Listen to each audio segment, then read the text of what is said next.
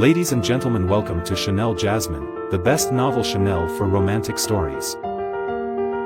Hai guys, selamat datang di channel Jasmine, channel terbaik untuk menyimak novel-novel romantis. Mohon dukung channel ini dengan subscribe, like dan share video-video yang ada di channel ini. Terima kasih.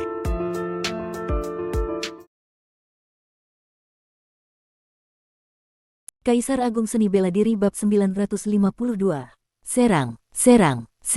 Luo Xiu merasa dirinya mengalami mimpi yang sangat panjang. Di dalam mimpinya, dia melihat pembantaian di mana-mana. Orang-orang yang mengikuti dan mengikutinya satu persatu tewas dalam pertempuran, hingga akhirnya hanya tersisa dirinya seorang diri, berjalan di jalan besar menuju puncak kekuatan.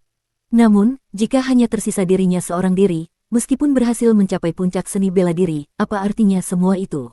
Pencapaian ini, kemuliaan ini, pada akhirnya tidak akan ada seorang pun yang dapat berbagi kebahagiaan dengannya. Bangun, suamiku sudah bangun. Ketika Luo Xiu membuka matanya, yang pertama kali dilihatnya adalah wajah Yan Yuer yang berlinang air mata karena kegembiraan. Di sampingnya, Yan Siruo tampak memegang erat tangannya, menyampaikan kehangatan yang membuatnya merasa tenang. Luo Xiu langsung memeluk mereka berdua tanpa berkata apa-apa, karena mimpi yang barusan dialaminya terasa terlalu nyata. Dia seakan telah kehilangan semua orang yang penting dalam hidupnya. Kardislar berdiri di sampingnya. Luo Xiu memperhatikan bahwa dirinya sedang berbaring di atas sebuah tempat tidur. Di sekelilingnya terdapat Ji Xiaozi, Cha Ziyan, Xiao Jiangming, Huang Chen, Ning Hanyu, dan beberapa orang lainnya. Wajah mereka semua menunjukkan kesedihan yang mendalam, karena Ji Zhu telah mengorbankan dirinya. Ji Zhu telah membakar api kehidupan miliknya, menukarnya dengan kekuatan besar dan kemudian mengalihkan kekuatan itu kepada Luo Xiu. Dengan kekuatan itulah, di saat-saat terakhir, Luo Xiu berhasil menggunakan monumen penakluk iblis untuk menindas dan membunuh pria berjubah abu-abu itu. Sepanjang waktu, Luo Xiu hanya tahu bahwa pria berjubah abu-abu itu berasal dari istana Senyu, bahkan dia tidak tahu siapa nama pria tersebut. Setelah berhasil membunuh musuh, Luo Xiu jatuh pingsan. Kardislar membawanya kembali ke tempat rahasia keluarga Ji, sekaligus mengabarkan kepada para tetua keluarga Ji tentang kematian Ji Zhu. Ji Zhu meninggal dunia, meninggalkan hanya setumpuk kecil abu tulang, patung leluhur, sebuah cincin penyimpanan, dan sebuah cincin giok kuning yang menjadi simbol otoritas pemimpin keluarga Ji. Kematian Ji Zhu merupakan pukulan yang sangat besar bagi keluarga Ji. Saat ini, para tetua keluarga Ji sedang berkumpul di aula pertemuan. Mereka semua mengingat bagaimana sebelum pergi, Ji Zhu telah mengatakan bahwa mereka harus menjaga keluarga dengan baik. Mungkin, pada saat itu Ji Zhu sudah tahu betapa kuat dan mengerikannya musuh yang akan dia hadapi. Dia bahkan telah mempersiapkan diri untuk kemungkinan bahwa dia tidak akan bisa kembali. Dan kenyataannya, Ji Zhu memang tidak bisa kembali. Dia mengorbankan hidupnya untuk menyelamatkan Luo Xiu. Jika saja mereka terus bertahan dan saling menguras kekuatan, orang yang pertama kali akan mati kelelahan pastilah Luo Xiu yang mengendalikan monumen penakluk iblis. Mungkin pada saat itu, Kardislar akan turun tangan dan membunuh pria berjubah abu-abu tersebut, dan Ji Zhu akan tetap hidup. Namun, Ji Zhu tidak memilih jalan itu. Dia dengan tegas memilih untuk mengorbankan dirinya sendiri demi menyelamatkan Luo Xiu. Meskipun Luo Xiu telah sadar, tubuhnya masih membutuhkan banyak waktu untuk pulih. Saat Ji Zhu mengorbankan dirinya dengan membakar api kehidupan, Luo Xiu juga telah menghabiskan sebagian besar darah sejatinya. Kondisi lemah seperti ini membutuhkan waktu untuk dipulihkan. Dengan dibantu oleh Yan Yuer dan Yan Siruo, Luo Xiu berjalan menuju aula pertemuan. Di sana, para tetua keluarga Ji berdiri dengan wajah penuh duka. Di tempat pemimpin keluarga Ji biasanya duduk, kini terdapat sebuah altar persembahan. Pada altar itu terdapat sebuah papan arwah bertuliskan, pemimpin keluarga Ji ke-136, tanpa menyebutkan nama. Di depan papan arwah tersebut terdapat sebuah kotak abu, berisi abu tulang Ji Zhu. Luo Xiu berjalan mendekat, membungkukkan tubuhnya untuk menghormati Ji Zhu yang telah tiada. Dia tidak akan pernah melupakan perkataan yang diucapkan Ji Zhu sebelum mengambil keputusan. Bagi Luo Xiu, Ji Zhu adalah salah satu pemimpin keluarga Ji yang terhebat dalam sejarah. Demi memberi kesempatan bagi masa depan keluarga Ji, dia rela mengorbankan nyawanya sendiri. Luo Xiu tahu, Ji Zhu menyelamatkannya bukan karena dirinya, melainkan demi masa depan keluarga Ji.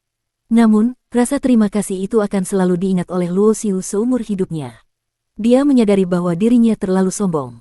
Sejak dari seorang yang lemah, dia secara perlahan menjadi lebih kuat, melalui berbagai pertempuran hidup dan mati. Kesombongannya telah membuatnya melakukan kesalahan berulang kali, bahkan nyaris kehilangan nyawanya. Namun, dia masih saja mengulangi kesalahan yang sama. Dia terlalu percaya diri bahwa kekuatannya sudah cukup untuk menghadapi ancaman di seluruh dunia 3000 dunia besar. Tetapi dia lupa bahwa orang-orang dari 8 sisi dunia atas mungkin akan datang mencarinya. Dia sedikit menyesal telah menghancurkan kuil Senyu dalam kemarahannya. Jika saja dia tidak menghancurkan kuil Senyu, mungkin tidak akan mengundang kemarahan istana Senyu dari dunia alam liar, dan tidak akan menyebabkan kejadian tragis seperti ini. Namun di dunia ini tidak ada kata jika.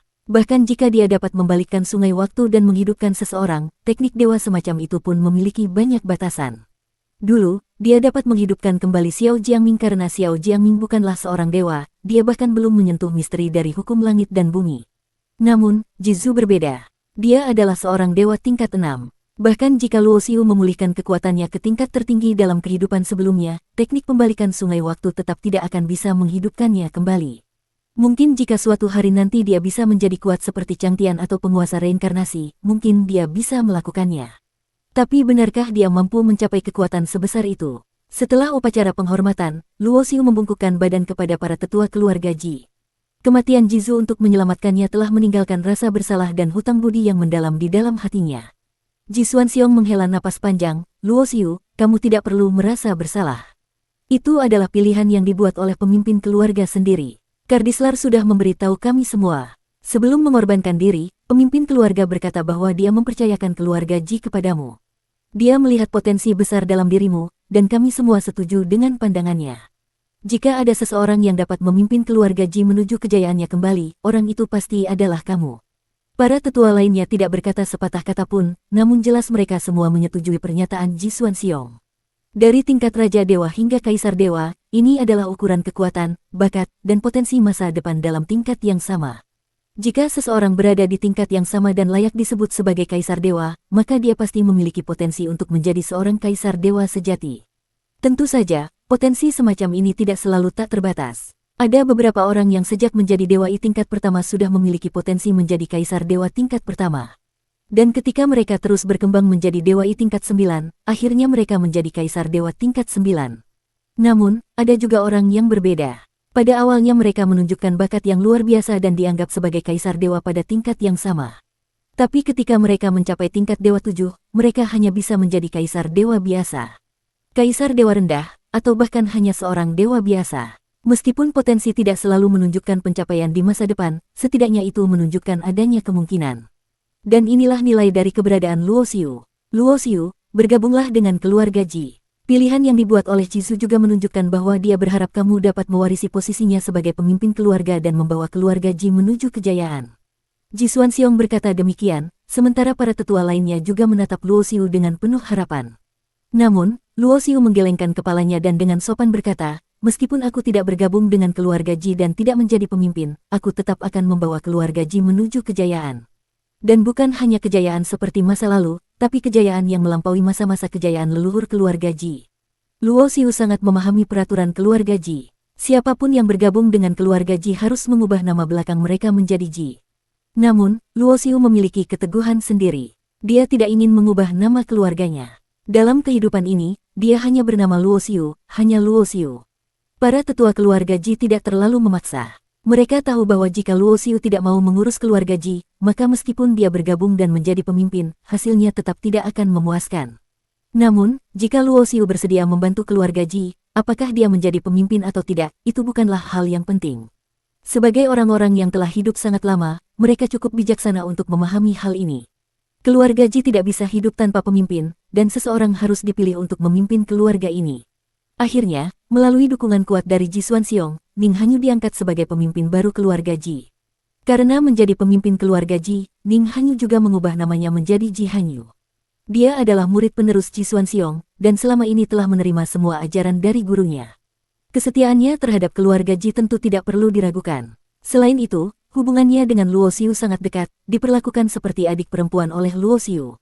Dengan Ning Hanyu menjadi pemimpin keluarga Ji, apapun masalah yang dihadapi keluarga ini, Luo Xiu tidak mungkin hanya berdiam diri.